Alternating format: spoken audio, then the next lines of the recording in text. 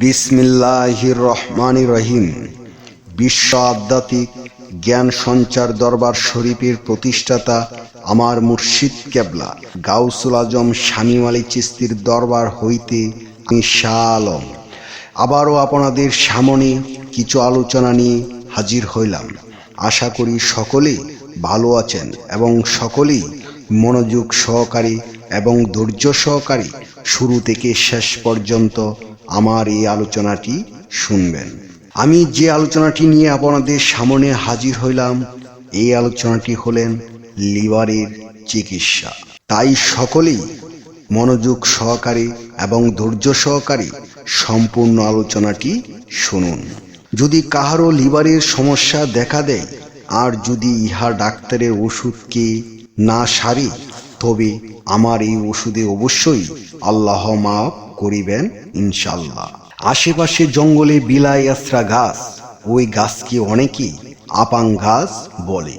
ওই গাছ কয়েকটি তুলিয়া ইহার মূল এবং শিকড় কাটিয়া লইবেন।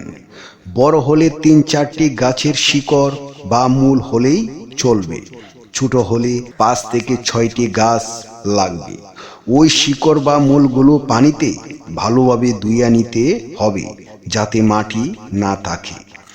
ওইভাবে পরিষ্কার করিয়া পাথরের শিলাই বা পাটায় পোতা দিয়া ছেঁচবেন। অল্প একটু পানি ছিটাইয়া ছেঁচিয়া চায়ের কাপের আধা কাপ পরিমাণ রস বের করে আলাদা করিয়া রাখবেন।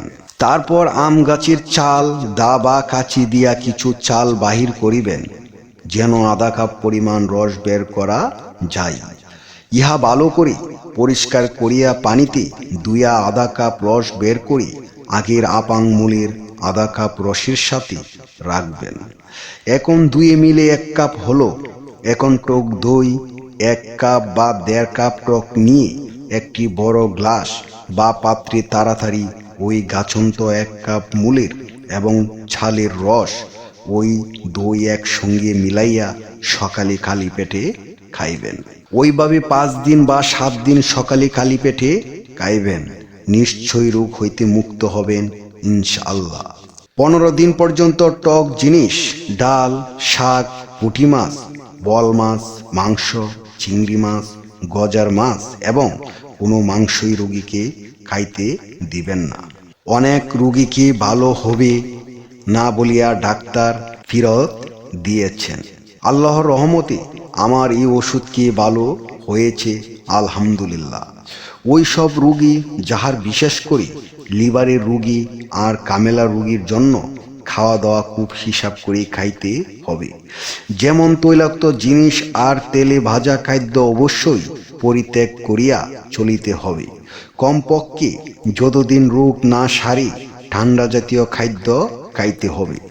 যেমন আখের গুড়ের শরবত, দই, মাটা ও আখের রস, পেঁপে এবং লাউয়ের তরকারি, কাঁচা পেঁপে, কাঁচা শশার সালাদ ইত্যাদি বেশি খাইতে হবে। ঝাল কোনো তরকারি খাওয়া যাবে না। মাছ, মাংস ও ডিমও খাওয়া যাবে না। আমি যে আলোচনাটি আপনাদের সামনে করেছি, এই আলোচনাটি আপনাদের কাছে কতটুকু ভালো লেগেছে? যদি ভালো লেগে থাকে তাহলে আমাদের এই চ্যানেলটি সাবস্ক্রাইব করে দিবেন। সামনে ভালো ভালো আলোচনাগুলো পেয়ে যাবেন। এবং আপনারা সামনে কী ধরনের আলোচনা চান আমাদেরকে কমেন্টে জানাবেন। আমরা চেষ্টা করিব আপনাদের পছন্দ মতো আলোচনা নিয়ে আসতে। আমার এই আলোচনাটি করতে যাইয়া কথা ভাষা চন্দে যদি কোনো ভুল হইয়া থাকে, সকলেই আমাকে ক্ষমা ও সুন্দর দৃষ্টিতে দেখবেন।